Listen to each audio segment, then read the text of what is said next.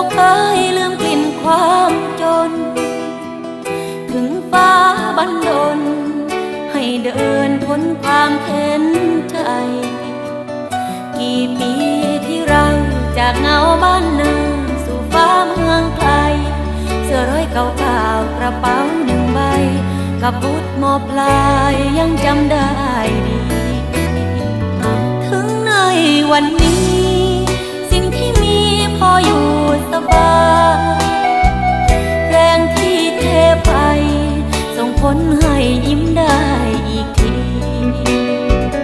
แต่งตัวได้บ้างเดินทางได้หน่อยเงินค้างบัญชีส่งทางบ้านส่งน้องเรียนดีแต่กลิ่นทุลีดินยังติดใจ